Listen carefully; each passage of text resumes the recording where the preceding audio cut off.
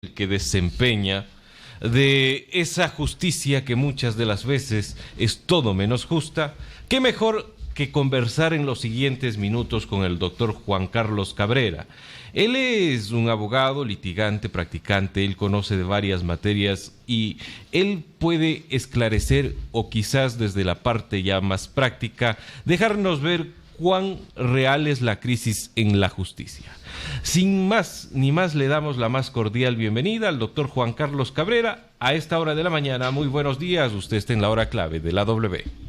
Buenos días, muchas gracias por la invitación, ¿no? Y dispuestos acá a conversar algunos puntos que siempre nos apasionan, ¿no? La justicia, el derecho. Hoy por hoy se están reformando algunas leyes en la Asamblea Nacional, se han venido discutiendo y habrá procesos donde la Asamblea Nacional también se plantee otras posibilidades. A usted, doctor, como un abogado litigante, practicante, ¿qué sensación le deja el ejercicio del derecho mismo en el día a día luego de estas reformas que se vienen en el Código Orgánico Integral Penal, para ser concretos?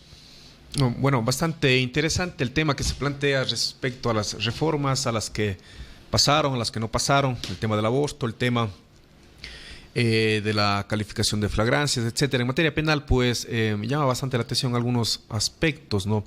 Está en discusión en muchos abogados, sobre todo los que manejan materia penal, respecto al principio de presunción de inocencia. Se rompe con la reforma que se introduce en el COIP respecto a dejar ver los rostros de las personas que han sido detenidas en flagrancia o calificadas como flagrante el delito que se ha cometido. Inicialmente, a breves rasgos, por supuesto que esto no gusta mucho a la gente, ¿no? Dicen, el común de las personas dicen, tenemos que conocer a los delincuentes, tienen que mostrar sus rostros. Es el gran pedido, incluso que se ha sumado la alcaldesa de Guayaquil, Cintia Viteri, cuando lo ha hecho público, ¿no? Así es, y pude ver yo un pronunciamiento que hizo ella, pero que llama mucho la atención porque ella es abogada. Y por supuesto, nosotros, dejando a un lado el sentimiento que podemos tener como usuarios de la Administración de Justicia, sí se rompe el principio de presunción de inocencia. ¿Y en qué consiste este principio consagrado en la Constitución? Que todos somos inocentes mientras no exista una sentencia ejecutoriada que demuestre lo contrario. Pero al detener a una persona, por más de que sea en delito flagrante, no significa que ya sea culpable. Existe una presunción inicialmente de inocente mientras no se le juzgue y no existe una sentencia después de todo un proceso judicial y en la cual ya no exista recurso alguno. Ahí podríamos decir que efectivamente se trata de una persona que ha cometido un delito. Doctor, pero normalmente, y esto nos topamos los periodistas muy a diario, la gente reclama y dice, pero a ver, le encontró en la calle, le apuñaló, todos lo vimos, quedó grabado a través de los diferentes cámaras. ¿Cómo podemos decir que esta persona presume o se dice presunto delincuente cuando todos fuimos testigos de lo que hizo? Puede ser, ¿no? Hay muchos ejemplos que podríamos poner nosotros en este caso para conversarlo, pero el tema radica es, por más de que exista una cámara, existan 10 testigos, se le cogió a esta persona con las manos en la masa, mientras no existe una sentencia, esa persona sigue siendo inocente. ¿Qué pasaría? Yo me pregunto, ¿qué pasaría si es que a la persona que se le detiene, que efectivamente se le toma fotografías, se le publicita que es la persona autora o presunta autora de un determinado delito? ¿Qué pasaría si en sentencia se demuestra que es inocente? Que tal vez hubo una confusión con una persona que pasó por el mismo lugar, las mismas características, una ropa idéntica y se le confundió. ¿Qué pasaría con esa persona que fue publicitado ya en los medios de comunicación como un delincuente? El daño que sufriría esa persona, ¿no?, en lo posterior es inmenso. Entonces, yo les decía, es bastante discutible el tema de esta reforma porque se está yendo en contra del principio de presunción de inocencia y es un principio consagrado en la Constitución muy básico que todo estudiante de derecho lo conoce y por supuesto. Entonces, llama un poco la atención y usted refirió muy bien a la alcaldesa de Guayaquil, ¿no? Ella se refirió en estos mismos términos. Ella dijo inclusive que en el caso de delito flagrante se rompe el principio de presunción de inocencia.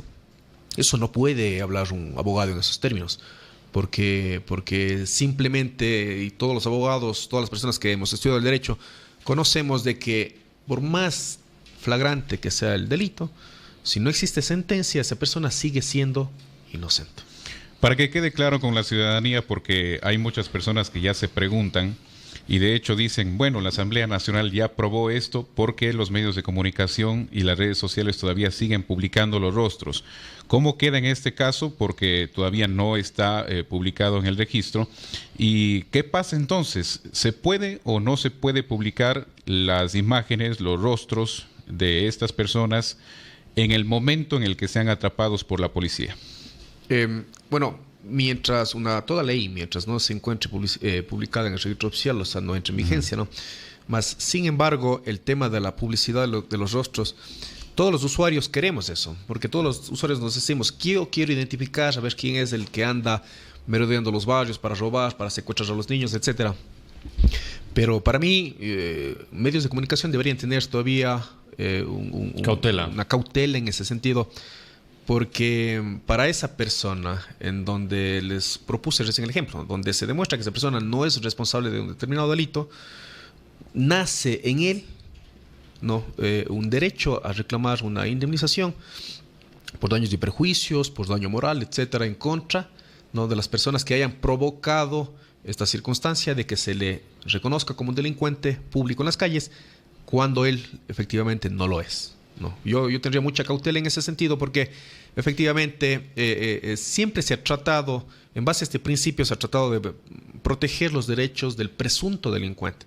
Y ojo, o sea, tampoco mi posición es de que se debería a los presuntos delincuentes protegerlos, como dicen. Hay muchos usuarios que dicen los derechos humanos solamente hay para los delincuentes, pero no para nosotros los usuarios. Yo vi, con estupor vi un video, fue público esto, en que un policía que luego que le roban a la esposa, me parece, le persiguen en una motocicleta, le logra detener al presunto delincuente. Cuando él ya está controlado por este policía, cuando está en el piso, me parece que ya está sometido, amarrado a las manos, este policía coge y le pega un puntapié en la cara. No, y he visto reacciones, inclusive me parece de la misma ministra del Interior, protegiendo esta actitud del policía. Y por supuesto, si le preguntan a usted o me preguntan a mí, tal vez yo hubiese hecho lo mismo por una reacción de ese instante, ¿no? Pero con cabeza fría deberíamos preguntarnos, ¿hizo bien ese policía en patear en el piso a un sujeto, a un presunto delincuente que se encuentra ya amaniatado? La respuesta es no. Lo que la ministra hacía referencia, solo para darle contexto al ejemplo citado, era que precisamente aquí había dos vertientes, ¿no? Por un lado, el hecho de que era un oficial de policía, y por otro lado, ser el esposo de la víctima de este acto delincuencial, ¿no? Y que por eso, si bien no lo justificaban, de alguna manera tampoco iban a tomar repercusiones, porque entendían también el lado humano que convergió en ese momento. ¿No le parece que eso de alguna manera, aunque no es correcto, lo salva, al menos en esa ocasión? Para mí no lo salvaría. Si es policía, y por supuesto él también tiene, al igual que todas las personas, funcionarios públicos, tenemos obligaciones y derechos, mas sin embargo él debe actuar como policía y dejar a un lado el plano, tal vez el sentimiento que ese momento de ira pudo haber tenido. Tal vez, yo lo decía, tal vez yo hubiese hecho lo mismo, no sé, el rato que me pase en el calor del momento. En el calor del momento, pero un policía debe cuidar. Y hay muchos casos en los que se acusan o se denuncian actos de abuso de autoridad policial. ¿Qué pasó en Turi?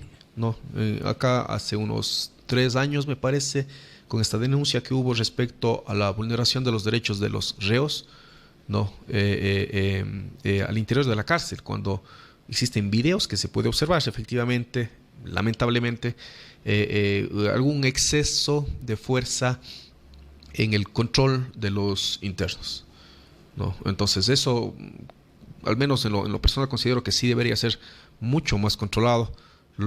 Por más de que nos duela, a veces decimos, y utilizo estos términos, por más de que nos duela, los presuntos delincuentes o delincuentes inclusive, ellos también tienen derechos, ¿no?, a ser respetados en lo que hace referencia al trato y en lo absolutamente, sobre todo sus derechos muy básicos, que es el trato humano, ¿no? Doctor, hay un caso, ese es un ejemplo que lo estamos poniendo en pantalla para que usted lo revise, 2 personas que entran a un comercio Y en este caso se puede observar claramente en este video que estamos reproduciendo en la pantalla que estas personas están robando algunos objetos de las perchas de este local comercial. ¿Qué pasa en estos casos? Se tiene la evidencia de la cámara, quizá no se tiene una denuncia en firme de los usuarios por algún temor, pero se puede observar claramente cómo la persona que está de blanco toma algunos objetos y se guarda en su bolsillo. ¿Qué pasaría en estos casos, doctor? Bueno, el video es un medio de prueba más, ¿no? Con el video nosotros no podemos resolver. Acá lo que existe es el presunto cometimiento de un delito, entendería que es un hurto, ¿no? Pero mientras no se judicialice este video, mientras no exista un proceso en el cual fiscalía acuse, mientras el juez no resuelva, estas personas siguen gozando del principio que inicialmente refería, el de presunción de inocencia.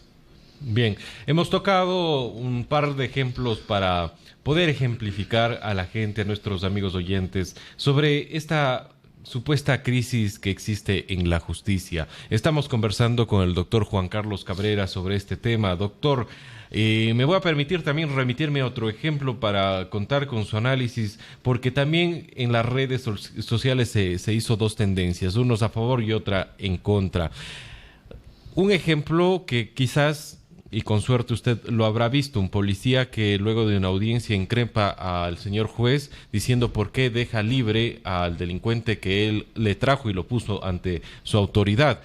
Nuevamente, se generaron dos tendencias, unos a favor de que se respete la autoridad del juez y que el policía no debía increpar, aunque ya estaba fuera del momento de la audiencia, y otros que efectivamente decían: pero el señor policía tiene toda la razón, tiene todo el derecho de reclamar y más aún la justicia nos falla porque ese delincuente atrapado en un delito flagrante termina nuevamente en las calles.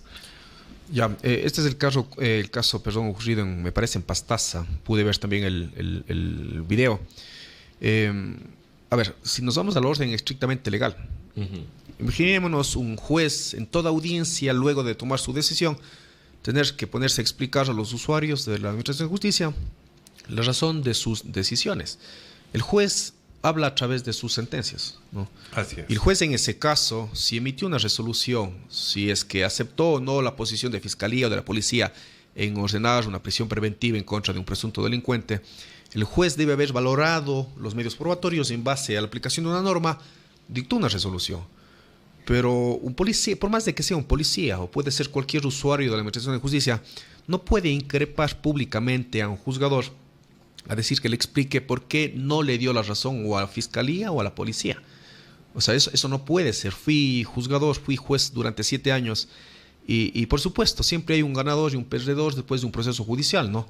Entonces, en materia penal, el juez, para emitir una orden de prisión preventiva, debe cumplir ciertos presupuestos que son muy básicos. Muchas veces el juez no emite prisión preventiva porque el fiscal tal vez no le pidió o no fundamentó de una manera adecuada. Yeah. Eso es un orden de carácter estrictamente legal. Y en esa circunstancia, si es que el juez tomó A o B decisión, es en base a la potestad jurisdiccional que le concede la Constitución y la misma ley.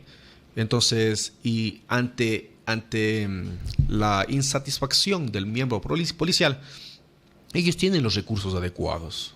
Interponer recursos verticales como una apelación, por ejemplo, ante una negativa de este tipo de medidas. Pero no pueden increpar públicamente al administrador de justicia por cuanto no están de acuerdo con esa decisión, ¿no? El tema de la prisión preventiva. Usted justo se refirió, doctor, sobre eso hace segundos atrás. ¿Cuándo tiene validez, cuándo debe ser aplicada, cuándo no? Porque también se ha dicho, y varios analistas, varios conocedores del tema dicen que en Ecuador al menos se da un abuso de la prisión preventiva y de hecho eso ha generado en gran parte la cantidad de población carcelaria o sobrepoblación carcelaria, para ser más precisos. Y efectivamente lo que usted dice es muy cierto, ¿no? Vemos las cárceles llenas de personas con prisión preventiva. Y ¿saben qué ha ocurrido durante los últimos tiempos? Es la presión social que se ejerce desde la misma sociedad ha hecho que muchos jueces hasta se vean obligados a conceder una y otra orden de prisión preventiva, cuando, de acuerdo a la doctrina, esto es de última ratio, esto es decir, es excepcional la prisión preventiva. Lo último. Es lo último, ya cuando no mismo tengo la garantía que esa persona se va a presentar en el juzgado, se va a presentar a cumplir una pena, solamente en ese caso yo podría, y en ciertos presupuestos, de acuerdo al tipo de delito, se podría conceder una prisión preventiva, ¿no? Entonces, pero se ha hecho un ejercicio abusivo de esta medida y constantemente se ha mandado a las cárceles del país a personas con prisión preventiva cuando no debería ser así. Inclusive, recordemos que la misma ley establece otras circunstancias que pueden suplir la prisión preventiva.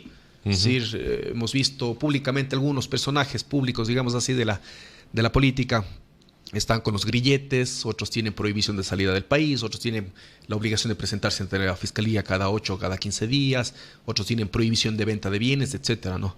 Entonces, sí debería también ser muy controlado el tema de la prisión preventiva, porque tenemos cárceles llenas de gente con prisión preventiva. Comentarios de la gente para hacerle llegar a usted por intermedio de estos micrófonos. Nos dicen: en este país que es de locos, según el artículo 35 de la Constitución, los presos están dentro de un grupo vulnerable, igual que una mujer embarazada.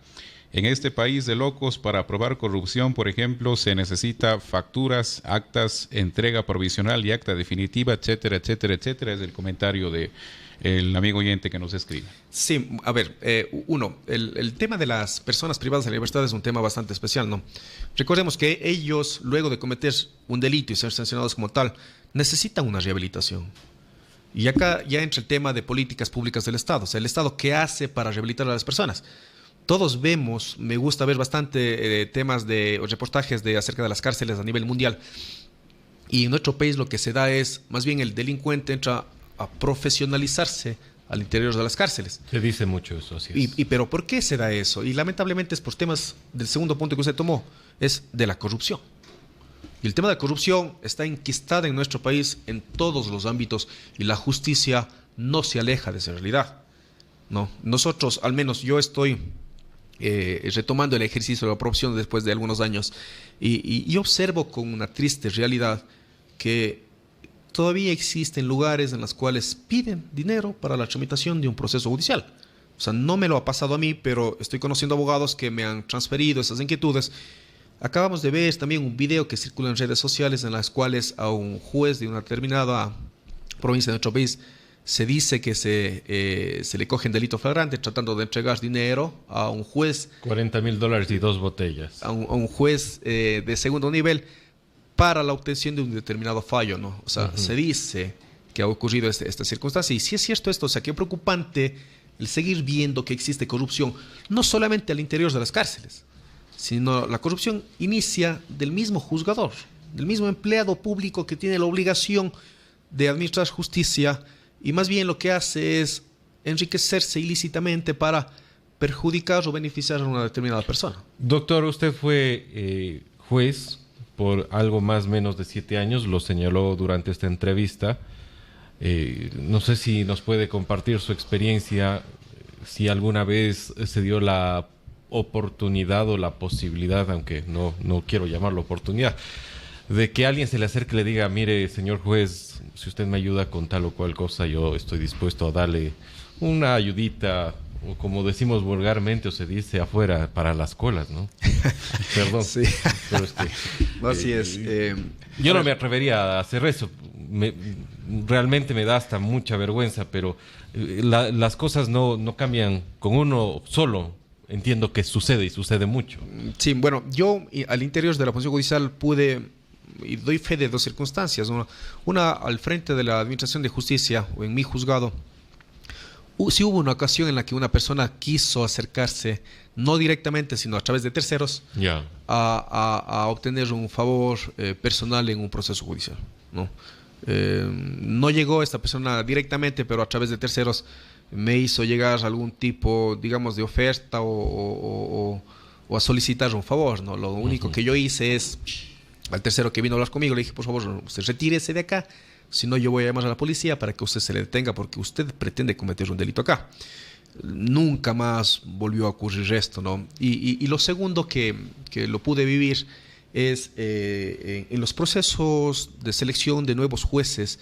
Tuve la oportunidad también de estar yo en la escuela judicial al frente de la toma de los exámenes para los postulantes a jueces.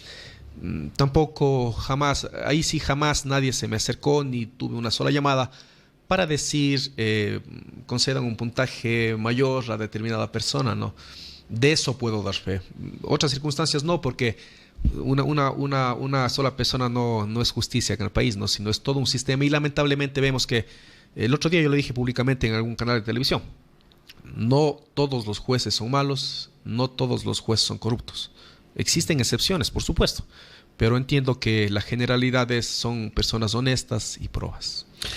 Para finalizar ya la entrevista y agradeciéndole el tiempo que nos ha brindado el doctor Juan Carlos Cabrera, con todo lo que hemos conversado y hemos tratado de entrever y también ponernos del lado del ciudadano, llevar esas inquietudes que se vierten a diario sobre la administración de justicia, sobre cómo suceden las cosas en el país, ¿cree usted, y como un ex administrador de justicia, que hoy por hoy la justicia está en crisis?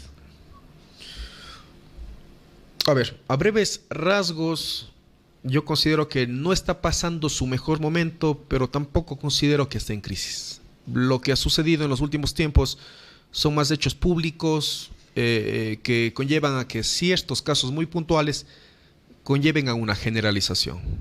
Mi posición es: ojo, no solamente el juzgador es el creador de una crisis judicial, sino es todo un Estado, funciones, la ejecutiva, la legislativa. O sea, requiramos de nuestros legisladores leyes muy bien hechas, ¿no? Y a veces nos encontramos con leyes contradictorias que presentan anomias, antinomias, es decir, leyes mal redactadas. Y eso conlleva muchas veces que el juzgador no tenga las herramientas necesarias para llevar adelante correctamente un proceso judicial. Depende del mismo usuario. Yo el otro día puse un ejemplo, ¿no? ¿Por qué hablamos solamente de que la culpa es de un juez corrupto, cuando nos olvidamos que para que exista un juez que coge dinero, necesitamos un usuario que entregue dinero? Así es. No, entonces la responsabilidad para mí es de todos. No creo que esté pasando su mejor momento, pero en mi consideración tampoco creo que exista una crisis como se ha referido en muchos lugares. Yo creo que deberían mejorar muchas cosas. La profesionalización de los jueces debe continuar. La escuela judicial debe seguir haciendo su mejor trabajo para que los jueces cada día sean mejores conocedores del derecho, y también trabajar en la honestidad. O sea, ¿por qué no el Estado hace no sé, yo me imagino, ¿por qué no hace controles acerca de actos de corrupción, mejorar el sistema de organización al interior de las cortes, etcétera? O sea, para mí deberían haber algunos cambios al respecto, ¿no? Pero estamos involucrados todos, los usuarios, los abogados, los jueces del Estado, todas las funciones del Estado, ¿no? Muchísimas gracias, doctor Cabrera, por permitirnos conversar con usted, reflexionar en esta mañana un poquito de lo que es la administración de justicia, de lo que es la justicia en el papel de una sociedad, pero que finalmente, y la conclusión es muy similar porque no deja de ser menos cierta, a todos los diferentes aspectos que componen la más básica de los postulados, que es precisamente el vivir en sociedad. ¿Y cuál es este postulado? Pues que existe una corresponsabilidad. No existe corrupción si es que usted no busca corromper a alguien. Y así vamos sucesivamente. Le agradecemos al doctor Cabrera. Seguramente en algún otro momento volveremos a conversar. Gracias a ustedes por la invitación y siempre a las órdenes. Ha sido el doctor Juan Carlos Cabrera en la hora clave de la W. Inicia publicidad en la W.